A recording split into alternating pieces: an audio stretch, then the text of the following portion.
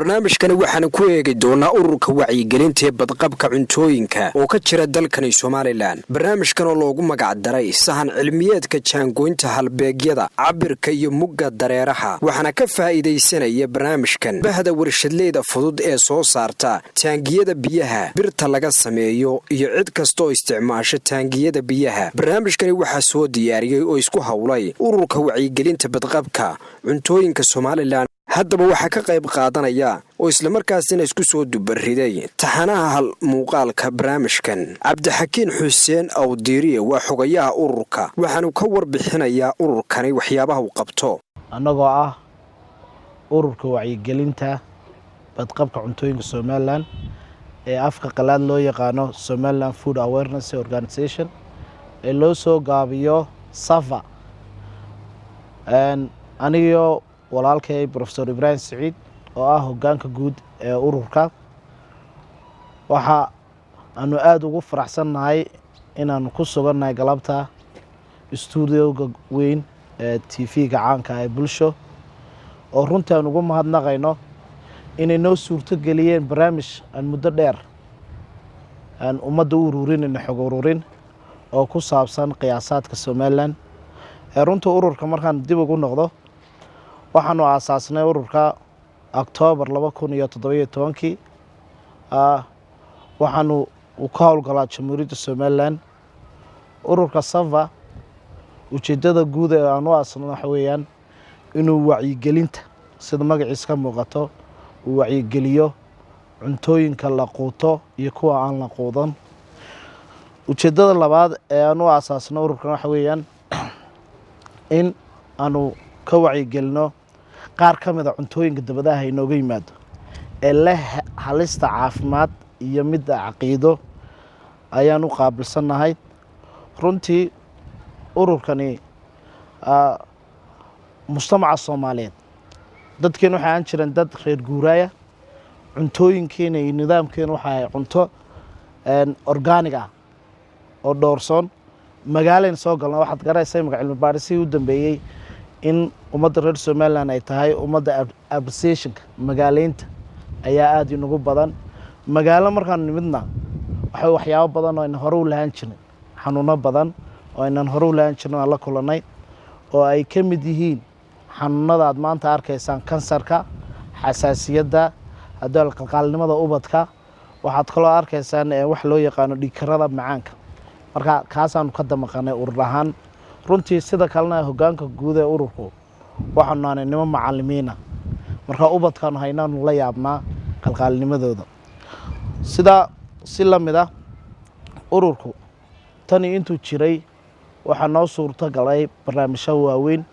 oo ay ka mid yihiin barnaamij inaanu sameeyno jil ka kooban 45 page oo aan lahayn wax muusida. jilkaasi waxa la yiraahdaa dhugo dhuunigaad cunaysaan feejin. waxaan kaloo aanu sameynay barnaamij wacyigelin oo aan bishan 7 TV-ga Universe noo baahiyay oo la yiraahdo waa sidee tayada cuntada Somaliland. waxaan kaloo iyaduna aan gacanta ku haynaa barnaamijkan qiyaasaadka oo imaga TV-ga ka bixi doona. waxaan kaloo aanu sameynay wax qabadka ka mid ah barnaamij la yiraahdo talo walaal oo runtii aan kaga hadlayno xaaladaha ama daryeelka cuntooyinka. waxaan kaloo aanu qabanay inaan xiriir caalami ah la yeelano bahwalaata wadamo badan oo muslimiin ah ururo ay leeyihiin oo la yiraahdo xalaal program oo aanu qayb ka naanay. runtii markaan cilmi baaris sameynayno bahda aan ku jirnaa ururadaas ayaa inoo ah reference-ga ugu balaaran. marka bulshada in la wacyigeliyaa oo loo sheega quudkan iyo barnaamijyadani waa midaan aad iyo aad ugu shaqaynayno. waxaan kaloo halkan doonaynaa urur ahaan inaan ugu mahadnaqno sheekha weyn Sheekh Cismaan Cali Xuseen oo runtii noo ah odayga ururka. waxaan kaloo ugu mahadnaqaynaa halkan Sheekh Maxamuud Axmed Maxamed ama loo yaqaano Dr. Shiine. waxaan kaloo halkan ugu mahadnaqaynaa Maxamed Aadan Askar brofeser Ibraahim Siciid waa gudoomiye ku-xigeenka ahna xisaabiyaha ururka waxa isaguna uu ka hadlayaa jaangoynta halbeegyada cabirka mugga dareeraha. waxaan jeclay maanta inaan ka hadlo waax kamida waxyaalaha aanu qabanno ururkaygu qaabilsan oo ah waaxda qiyaasaadka iyo halbeegyada cabirka measurements and scale. marka ugu horeysa waxaan ku bilaabi doonaa bal islaamka iyo waxa uu ka yidhi halbeegyada wax lagu qiyaaso ee lagu cabiro hadday tahay halbeegyada galaan miiska wax lagu kala miisanayo, haddii ay tahay miisaanada, haddii ay tahay halbeegyada dherarka lagu qiyaaso sida mitirkii, kilomitirkii, yaadhkii, iyo haddii ay tahay halbeegyada lagu qiyaaso bedka.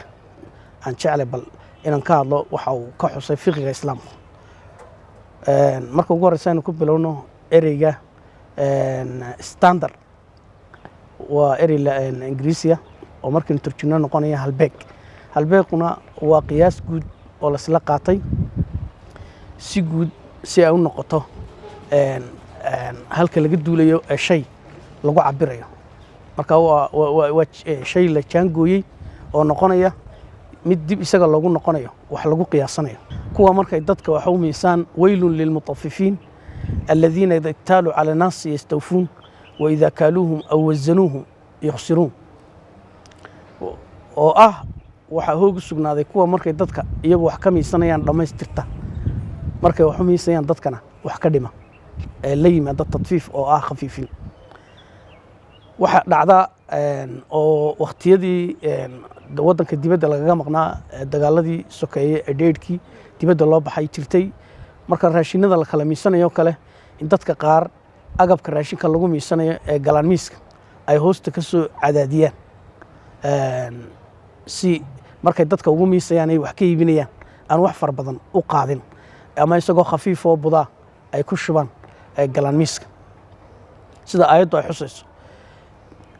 markay dadka ugu miisayaanna waxa weeye waxbay ka dhimayaan, markay miisanayaanna way dhammaystiranayaan. waana xadaarad adduunkao dhan runtii uu wadaago.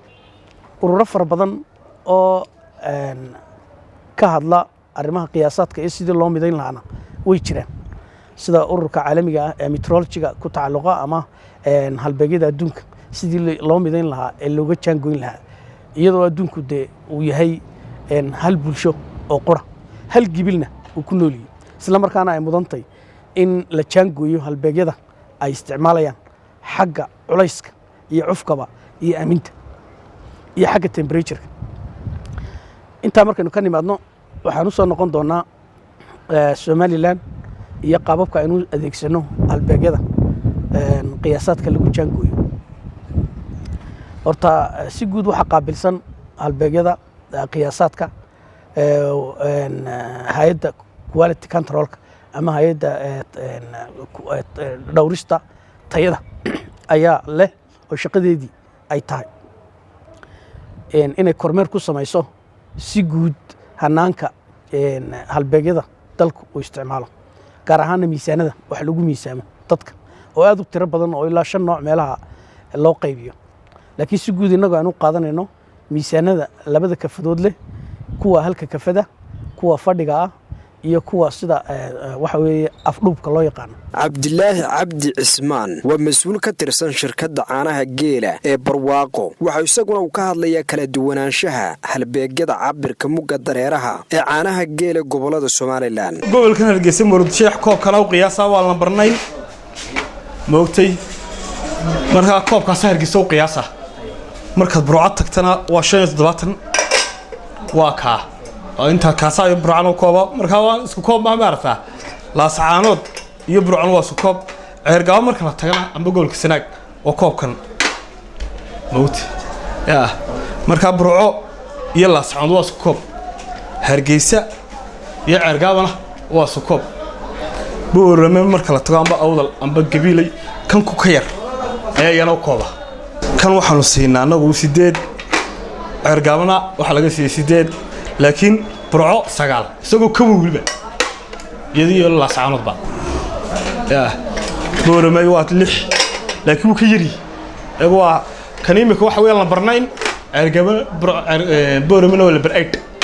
exercisekii ku kala yariido koob kan waa shay imika inta marka la isku geeyo shay 20 som koob iyo barka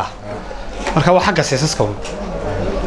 qaarna waa lambar 8 qaarna waa lambar 9 qaarna waa shay 70 miligram maxamed cabdi xaaji maxamed waa madaxa barnaamijka sahan cilmiyeedkan bahdan ayaa si gaara isaga ugu mahad celinaysa salebaan baashe muuse waa gudoomiyaha ururka wacyigelinta iyo badqabka cuntooyinka Soomaaliland waxaana isaguna uu soo bandhigayaa natiijada sahan cilmiyeed ay sameeyeen halkan waxaan ku soo gudbinayaa sahan cilmiyeed wuxuu iftiiminayaa cabirada iyo halbeegyada intaan hadaba u gudadegin mawduuca horta ururka safa oo ah ururka wacyigelinta cuntooyinka Soomaaliland waa ururkan aan anaguna ka tirsanay amba odaygiisaba ahay isagoo ka duulaya ujeedooyinkii loo aasaasay ururka oo ay ka tahay wacyigelinta bulshada reer Soomaaliland isagoo ku wacyigelinaya badqabka cuntooyinka wadankeena imanaya ee la isticmaalayo sidoo kale ku wacyigelinaya in dadka wax iibinaya iyo ka iibsanaya mid walba uu iska oofiyo xaqa dhinaca kale oo xalaal miirad sameeyo si uu uga fogaado xaaraan gasho tacabkiisa iyo waxan uu ilaashanayo sidaa daraadeed arintaa oo la leh saamigal quman amba toos u taabanaysa waxa loo yaqaan halbeegyada amba cabirada ayaa waxay noqotay inuu ururka safa sameeyo xog ururin iyo kurgal cilmiyeysan oo arinta halbeegyada iyo cabirada uu ugu kurgalaya qaarkood hadaba xubintan amba qormadan imika halka ku soo bandhigayo oo qayb ka ah barnaamijka waxa ay soo bandhigaysaa cabirada iyo halbeegyada la xiriira taangiyada biyaha lagu shubto gaar ahaan kuwa la qaabka dhulubada labada madax ee la dhuluban leh u buuran si kala hadeenu waa kuwa kunka litir qaada amba 1 mitir cubic amba si dadku u garanayaan 5 foosta qaada weey waana kuwa bulshada inteeda badan isticmaashay ee ugu adeegsiga badan leh daraasadani waxay nagu qaadatay muddo 7 cisho ah koona taariikhaysan 20 ilaa 27 bishan 12 2019 waa sanadkan ku jirnay gabagabada siya ayay nagu qaadatay waxaanuna xog aruurin baan u jeedaa iyo kurgal cilmiyeysan oo aanu arrimaha wax kaga ogaanayna ka sameynay 2 gobol waa Maroodi Jeex iyo Saaxib labada gobol baan ku sameynay waxaan in yar dul taagaya sababta ku kaliftay ururka safa inay bal waxaan maxaa kalifay dadku dees weydiin kara waxa kalifay waxaan helay xogag amba warar tibaaxaya inay dhinaansho ku jiraan mugga amba qaadka taangiyada sida bulshada looga iibiyo oo ashan foosto inaanay dhamayn daraasad baan sameynay daraasadii waxaan ku soo ogaanay inay jiraan qaar wax badan dhiman yihiin qaar wax yar dhiman yihiin qaar sidii la rabeeyaa qaar siyaadaba iyaga ka raacdayo iyaga wax daalaci ka maqan yihiin oo booyada markay shubayaan biyo kale iyaga daalac ka raaco oo siyaada ku jirto intaba waanu helay xogtu waxa ay ahayd ama aanu ku soo ururinayna sidan bay ahayd xogtu waa dhowr qodob oo kooban qodobka koobaad waxa weeye waxaanu ku ogaanay daraasada in cambir qiyaaseedka taangiyada yahay mid aan fadhiinba هو كامرنا إنه دالع بوكينيا مرة قالوا أصلا بدنا وحكينا يا ديناش مرة قال كنا ويجوب بيج مسوي اللي هي ليانو وحكينا يا سيدي الربي أنت بوي يلا هذا بس سيدي قياسها سكليين أنت هبا وسقنا هذا عبر كاسي أنت هبو دينا هذا أنت هبو سياد قشة يدا أب قول لي يا واتن كو 750 hal amba 750 boqolkiiba taangiyada birta ka samaysan ee qaabka aan dhulubada la weeyaan waxay dhiman yihiin mugooda amba qaadkoodu 4 jirikaan ilaa 9 dhibic jirikaan inta u dhaxaysa yani waxay ku dhowdahay mararka qaar 10 jirikaano haf jirikaan la weey kana soo bilo 4 jirikan waa qadar doora ba waxadi aad door 8.26 boqolkiibana oo taangiyada ka midina mugga ay qaadaan amba xaddi qiyaasaadkoodu xaddi u dhaxeeya 4 litir ilaa 5 jirikaan oo dheeraad ka ah inta lagu iibiyo oo 5 fuusta ah ayaa ku jirta 14.3 boqolkiibana oo adee marka kuwa hore loo eego cadad aad u yar waxa weeyaan taangiyadaasi waa kuwa sugan oo qadarkii 5 fuusta ahaa dee lagu iibiyo dadkuna ku iibsadaan lagagana lacag qaato buuxiyey intaasi waa daraasadii waxyaalihii ay ogaatay oo qaab boqoleeya aan u soo bandhignay haddaba waxaan ku gunaanadayaa tala bixinno aan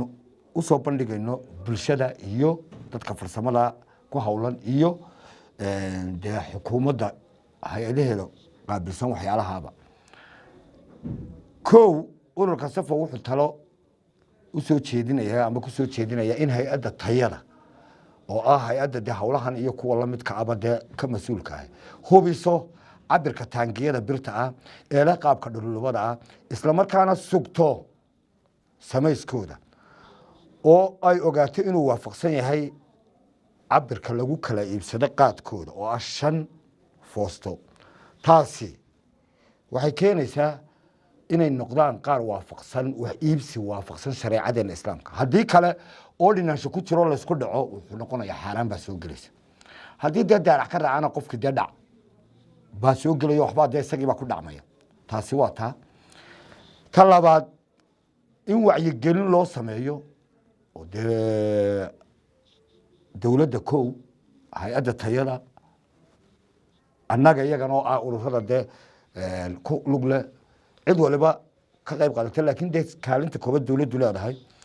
wacyigelin loo sameeyo dadka farsamadan ka shaqeeya ee ku hawlan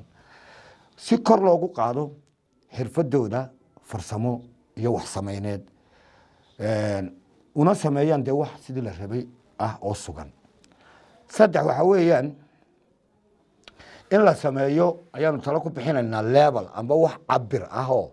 tilmaamo marka taangi gambiya laga shubayo halkaa markuu marayo xaddiga ay biyihii imika joogaan waa 1 foosto halkaa markuu marayo 2 foosta ku jira halkaa markuu marayo 3 baa ku jira halkaa markuu marayo 4 oo dushana laga arko lagaga dhajiyo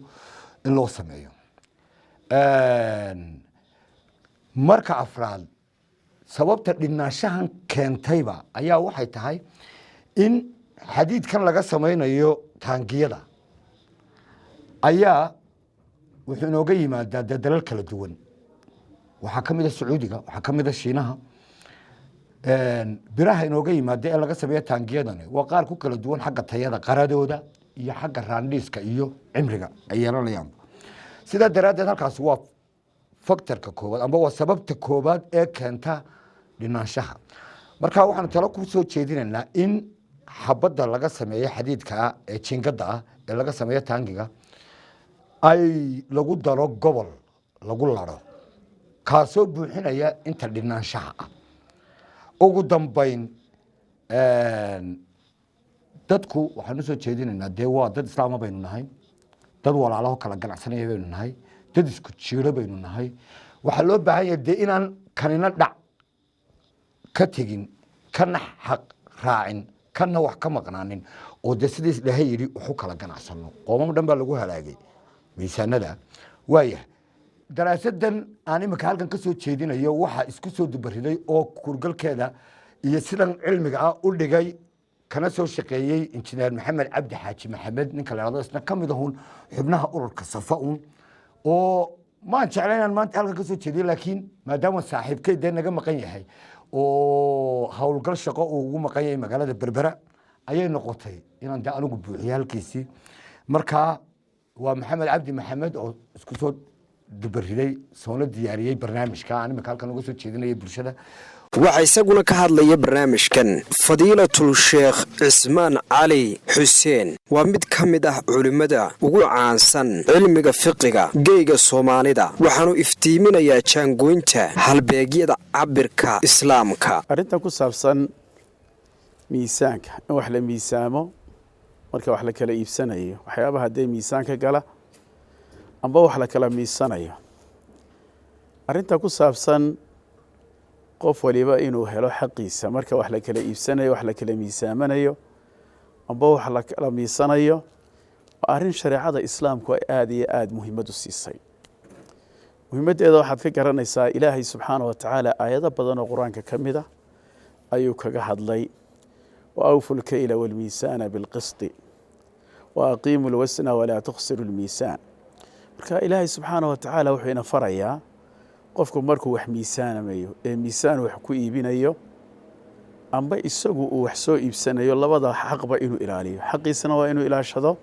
xaqa qofka kalena uu ilaaliyo. markuu wax miisayana waa la mid. waxaa laga yaabaa dadka badankoodu inuu haystaan wax miisaanka wixii labada kafadoodun la saari jiray oo kaliya inay tahay amba waxaan la galaameeyo ee lagu miiso galaamada iyo dheglada iyo wixii la mida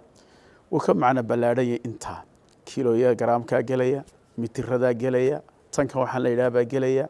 marka qofku wax kasta oo la miisaamo amba miisaan wax lagu kala karaysto waa inuu qofku xaqiisa iska ilaaliya, xaqiisana uu qaato ka dadkana uu siiyo. wa awfu lkayla waalmiisaana bilqisti ay bilcadli. cadaaladda macnaheeda saxi waxa weeye cid waliba inay hesho xaqa ay leedahay. waa cidaau kulli dii xaqin xaqahu. cid qof waliba xaqa uu leeyahay waa inuu helo. qofku markuu yidhaha kiilo iga iibi raashina waa inuu kiiloogiisii helo, kunkiisii garaam waa inuu helo. litir shidaala iga iibi markuu ku yidhaahdo waa inuu helo dee kunkiisii mililitir waa inuu helo. waa in qofku markuu wax ka akraysto waxaad arkaysaa qof baa odhanaya low ciida ii geena, low ciida ii soo rar amba low dhagaxa. gaadhigu wax kaaga garista waxa weeye waa 6 tan weeye. waxaad arkaysaa gaadhigu kala ban amba dabadoo furan tahay wuxuu seeba saydhaya waa kiro. waxaa qofkan kugula heshiiyey inaad gaadhi ee maaragtay niis 6 tan ah u dhiganta amba 24 tan amba 12 aad u keento. marka litirada shidaalka ka mid ah waxaad arkaysaa dadka qaarkood ayaa waxay u haystaan litirka yare fiimtooga lagu keeno inuu litir dhan yahay oo ilmo caruura loo soo dhiibaya ka waxa la odhanayaa litir naafta ah amba gaas soo iibi. litirka bahalka yare naafta ku jirto waxaan u jeedaa fiimtooga ku jira 900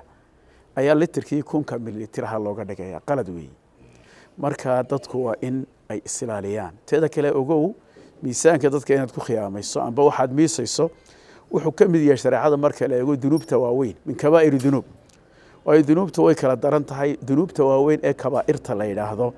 waxaa ka mid ah qofku inuu dadka ku dhaco miisaanka. waylu lilmutafifiin aladiina ida ktaaluu cala annaasi yastawfuun waida kaaluuhum aw wasanuhum yukhsiruun. waa min alkabaa'ir. dunuubta waaweyn buu ka mid yahay. waana waxyaabaha sababay ka dhalanayaan abaarahan iyo waxaan inagu soo noqnoqonaya wixii la midka ah. waxaa kalood ogaanaysaa qofku miisaanka markuu iska saxo in ilaahay subxaana wa tacaala labada qofba uu barakeynayo kana xaqiisii oo dhan qaatay ka kalena xaqii lagu lahaa uu iska oofiyey. waayo rasuulka waxaa ka sugan salawaatu ullahi wasalaamu calayhi kiiluu طacaamakum yubaarak lakum fiihi. macnaa dacaamkiina miisa bimacnaa miisitaanka amba miisidaad miisaysaan iska saxa waa laydin barakeynaya. ha laydin barakeeye yubaarak lakum fiihi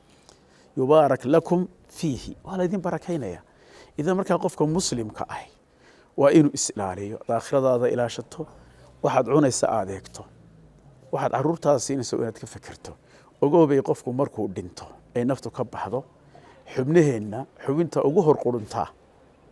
amba xubinta isugu bedelidda ogi waa caloosha weeye. marka qofku calooshiisa wuxuu gelinayo waa inuu eegaa. marka baaraka allaahu fiikum. haddaad tahay qof galaamada wax ku miisa, haddaad tahay qof litirada, haddaad tahay xataa qof dadkan dhulka cabira mitiro iyo dee qof waxbuu ka iibsanaya dhulka waxa lagu kala iibsanaya mitir. haddaad tahay dadka wax rara oo amba gaadiidka ku karaynaya mitir tan amba tan ku karaynaya, haddaad tahay kuwan shidaalka iibinaya, haddaad tahay kuwa wax miisaamaya, qof haddaad tahay kuwa dahabka ah xataa ilan dahabkii miisaan buu ku socdaa. waxyaabahaasoo dhan marka la eego qofka muslimka ah waa inuu isilaaliyo oo uu taxadaro. waa inaad ogaataa khiyaamo miisaanka haddaad ku samayso inaad ku dhacday dembi dunuubta waaweyn ka mid ah oo aad iyo aad khatartiisa u leh. haddaad hore qaladkaa u samaysay iska hubi xataa inagu waxaynu soo gaarhnay iyadoo dadka muslimiinta isilaaliyaan miisaanka oo xataa labada kafadood ee miisaanka laysu eego oo laysu bardaamiyo oo laysleekaysiiyo marka baaraka allahu fiikum waxaan la iska ilaaliyo khatar badan baa jirta iyo qalad baa jira waxa la mid ah xataa waaraadkan dharka ayaa la mid ah waa in qofku islaaliyo waxyaabahaas oo dhan waa in qofku taxadara weeye allah baana ina faray subxaanahu wa tacaala